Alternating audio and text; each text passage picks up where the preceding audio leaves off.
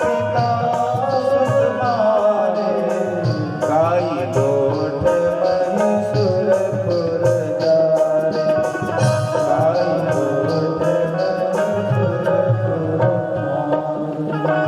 जे अधतिय बालक बरतीने, जे अधतिय बालक बरतीने, नीत महीमती बाहुनी,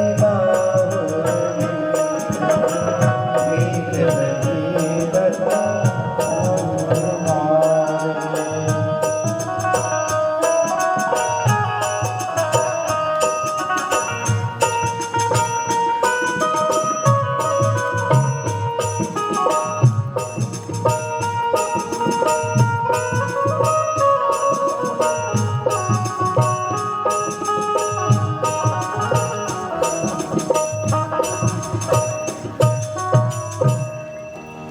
माता पिता के वध करने, पुत्र को, छोटे बालक को जहर देने में जो पाप लगता, माता पिता को वध करने में जो पाप लगता, किसी गांव में आग लगा देने का जो पाप लगता है, गौशाला जलाने का जो पाप लगता है, वो पाप मुझे लगे यदि श्री राम के वन गमन में मेरी मति, मेरी सहमति है। बेटा, चंद्र से अमृत की जगह बड़े ही विष गिरने लगे, चंदन से अग्नि प्रकट हो जाए, पर श्री राम से विमुख तुम कभी नहीं हो सकते। श्री पिताजी का संस्कार किया सरयू किनारे, जलदान पिंडदान आदि जो भी, यही पुत्र का धर्म है। माता पिता की मृत्यु हो जाए तो उसको विधि विधान से, वैदिक विधान से उसको जलदान पिंडदान दाह संस्कार करे, गया में जाकर के पिंडदान करे। पुत्र का धर्म है। माता पिता के उद्धार के लिए भागवत, रामायण, शिव पुराण आदि कराए, माता पिता के उद्धार। जो पुत्र सामर्थ्य होते हुए भी अपने माता पिता के लिए कुछ नहीं करता, पुण्य कर्म नहीं कराता है, पिंडदान जलदान, पितृपक्ष में निश्चित रूप से जिस तिथि में अपने माता पिता की मृत्यु हुई है उस तिथि में ब्रह्म भोजन, पिंडदान जलदान, यही पुत्र का कर्तव्य है, धर्म है। क्योंकि माता पिता के ऋण से पुत्र कभी पूर्ण नहीं हो सकता। बचपन में माता जो दुख सहन करती है, पुत्र के लालन पालन में पेशाब टट्टी कर देता है, वह बालक गंदगी से सन जाता है, माँ उसे स्वच्छ करती है, स्वयं गीले में सोकर के उसे सूखे में सुलाती है, स्वयं भूखे रह करके अपने बेटे को खिलाती है। लालन पालन में कितना दुख सहती है माँ, 9 महीना पेट में रखकर कितना दुख सहती है, उसको उत्पन्न करने का दुख सहती है। जब बड़ा हो जाता है बालक तो माता पिता को जब कटु वचन कहता, अपशब्द कहता है, अपमान करता है,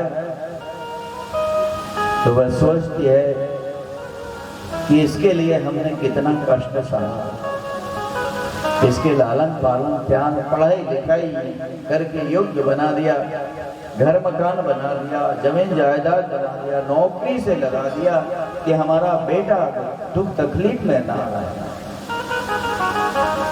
और वही बेटा जब विवाह हो जाता है, शादी हो जाती है, माता पिता का अपमान करता है, उनके दिल के टुकड़े टुकड़े हो जाते हैं और दुखित होकर के माता पिता घर छोड़ करके अनाथालय में चले जाते, वहां रोते हैं। यदि पुत्र की वजह से माँ बाप को तकलीफ हुई, दुख हुआ, तो समझ लो उसकी समृद्धि नष्ट हो जाएगी, उसका वैभव नष्ट हो जाएगा, किसी क्षेत्र में वह सक्सेस नहीं हो सकता यदि बेटे की वजह से माता पिता को तकलीफ, उनके आंसू गिरते हैं। इसलिए माता पिता के ऋण से कोई उऋण नहीं हो सकता। माता पिता, वृद्ध माता पिता की सेवा जितना हो सकता सेवा करो, दुख तो कभी दो ही मत। पिता का संस्कार किया भरत जी। भरत जी को राज्य में बैठने के लिए गुरु ने कहा, कौशल्या ने कहा, मंत्रियों ने कहा, सारे प्रजा वर्ग एकमत्र होकर के कि पिता का आदेश है, पिता की आज्ञा है, यह अंतिम इच्छा है पिता की, तुम अयोध्या का राज स्वीकार करो।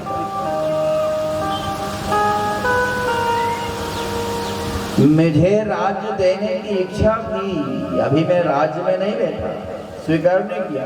इतने मात्र से कितना अनर्थ हो गया। राम वन में चले गए, पिताजी स्वर्ग चले गए, और मैं राज्य सिंहासन स्वीकार कर लूंगा तो पता नहीं क्या होगा। इसलिए मोहि राज हठ देहु जबहि, रसा रसा तल जाए तल, रसा रसा तल जाए।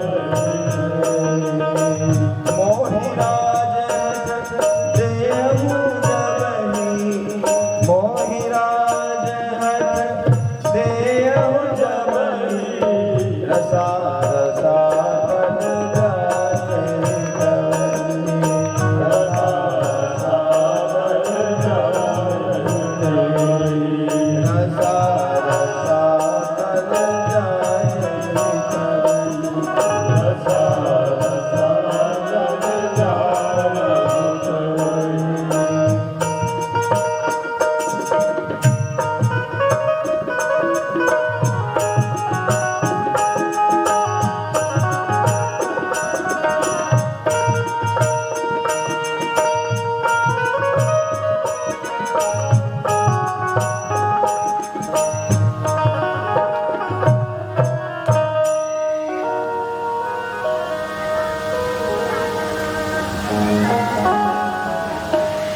यदि मेरा हित चाहते हो तो यही काम करो कि प्रातः काल होते ही प्रभु श्री राम को लेने के लिए मैं जाऊंगा और वन में ही उनको राज लग देंगे। सबको पता चला, सारे अयोध्यावासी खुश हो गए कि धन्य है भरत, धन्य है भरत, इतने बड़े त्यागी की सबकी सहमति से राज मिल रहा था, फिर भी राजस्वी नहीं स्वीकार नहीं किया। भरत ने हमको भाई से कितना प्रेम करना चाहिए यह सिखाया, भाई के लिए कितना त्याग किया। भरत ने राज मिल रहा था स्वीकार नहीं किया। मैं अपने भैया को वन में ही राज दूंगा, ये संपत्ति मेरी नहीं है, प्रभु की संपत्ति। भाई से कितना प्रेम करना चाहिए श्री भरत जी ने सिखाया, श्री राम जी ने सिखाया। भरत राजा बन जाएगा, इससे बड़ी क्या प्रसन्नता है मुझे।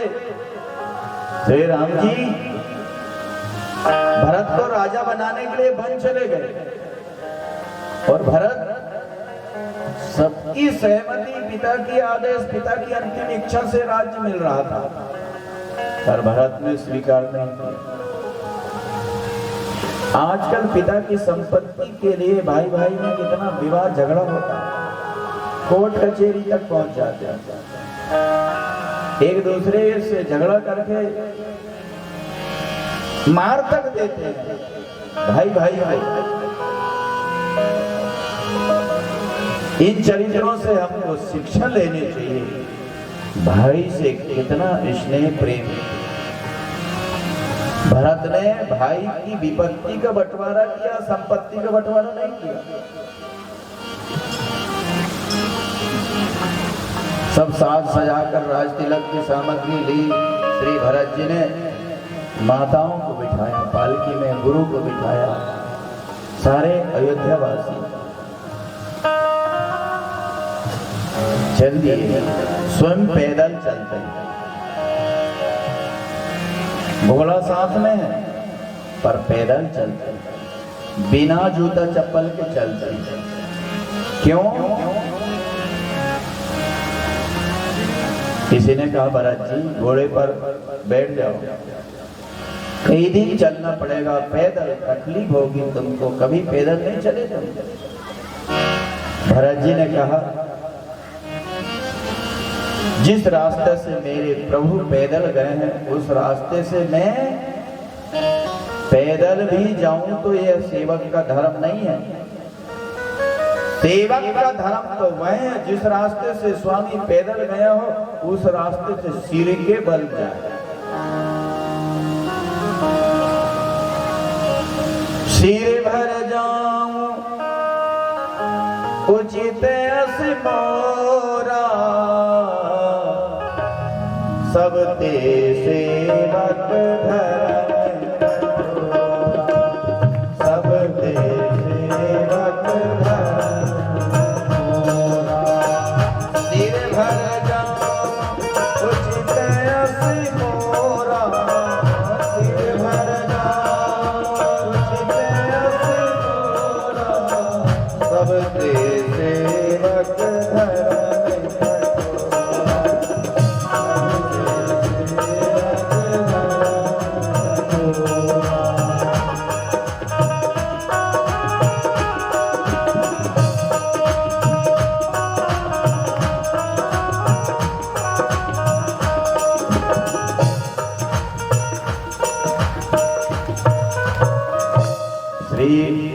भरत जी श्रृंगवेरपुर पहुंचे। जैसे ही निषाद ने सुना कि भरत जी सेना लेकर के आ रहे हैं, राम जी शंका हो गई, कहीं मेरे प्रभु को वन में मारने के लिए तो भरत नहीं जा रहे हैं, मैं ऐसा कभी नहीं होने दूंगा। आदेश दे दिया युद्ध की तैयारी करो, भरत को जीते जी गंगा के उस पार नहीं जाने देंगे। युद्ध की तैयारी होने लगी। उसी समय बाएं छींक हो गई। छींक कुछ छींक अब शकुन होता है और शकुन भी होता है, शुभ शकुन, शुभ भी होती है अशुभ भी होती है। सामने की छींक अशुभ होती है, दाहिने तरफ की छींक अशुभ होती है, पीठ की छींक शुभ होती है और बाएं तरफ की छींक शुभ होती है। तो बाएं तरफ छींक हुई निषाद की। लोगों ने कहा हमारी विजय हो गई, विजय हो गई। एक बूढ़ा ने कहा ये नहीं, क्यों नहीं सोचते हो कि युद्ध ही नहीं होगा? शुभ बाएं छींक का शुभ हुई, इसका मतलब यह है कि विजय होगी। नहीं नहीं, युद्ध ही नहीं होगा। ऐसा क्यों नहीं विचार करता? हमारे समाज में एक आध बूढ़ा जरूर होना चाहिए। बोल रहा थे राधे, बूढ़े से मतलब ज्ञानवान, बुजुर्ग। एक लड़की पक्ष वालों ने एक शर्त की कि विवाह में बारात लेकर के दूल्हा के साथ सब युवक ही आएंगे, बूढ़ा कोई नहीं आएगा तो विवाह होगा। बोल रहा तेरा शर्त स्वीकार कर ली। सब लोग युवक लड़के आ रहे थे। एक मामा था लड़का था, बेटा मुझे रख लो, कहीं गड़बड़ हो गया कुछ। बोले वहां शर्त रखी, बूढ़ा जाएगा तो शादी नहीं होगी।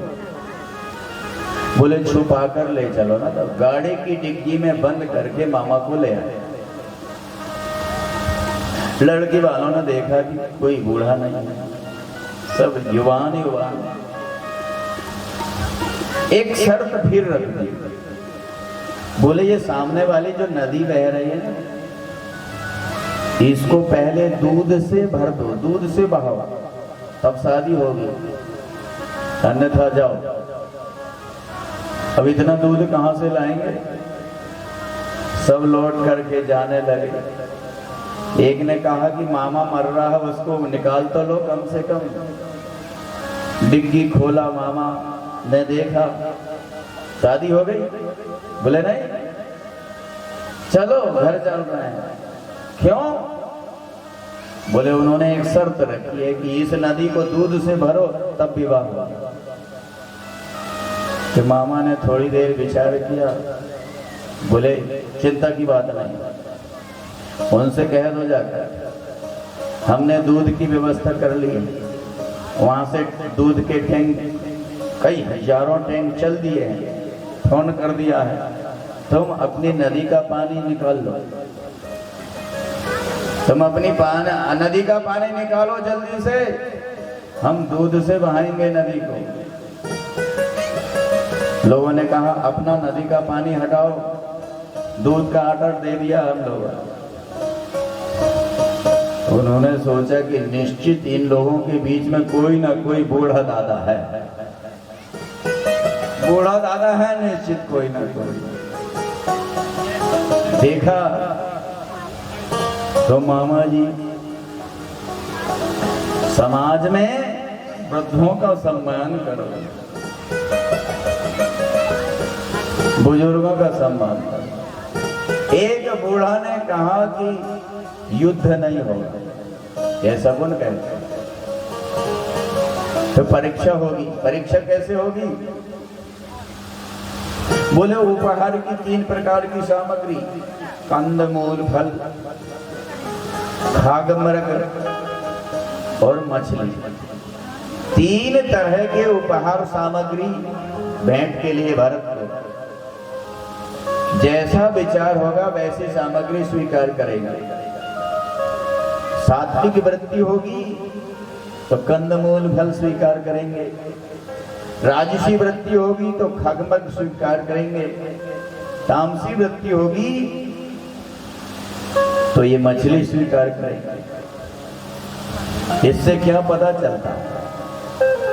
इससे मनुष्यों की वृत्तियों का पता चलता। भोजन से हमारी जैसी वृत्ति होगी वैसा भोजन हमारा होगा। बोल राधे राधे। सात्विक वृत्ति वाले सात्विक भोजन करते हैं, राजसी वृत्ति वाले राजसी भोजन करते हैं, तामसी वृत्ति वाले तामस भोजन करते हैं। इसलिए हमको तामस भोजन नहीं करना, राजस भोजन नहीं करना, सात्विक भोजन करना। स्निग्ध गप्पे युक्त भोजन, घी दूध दही आदि से युक्त भोजन होना चाहिए, जो स्निग्ध हो, ताजा हो, बहुत दिन शरीर में रहने वाला, शरीर के बल ओजस वृद्धि करने वाला, ऐसा भोजन होना चाहिए। शराब कभी नहीं पीना चाहिए। बोल राधे राधे। जोर से बोलो राधे राधे। और आपके इकलहरा में तो बहुत चल रहा है, हमको सुनाई दिया, हमने देखा भी। आपके इकलहरा में शराब बहुत चल रहा है। मदिरा दैत्यों की चीज है। समुद्र मंथन से मदिरा निकली,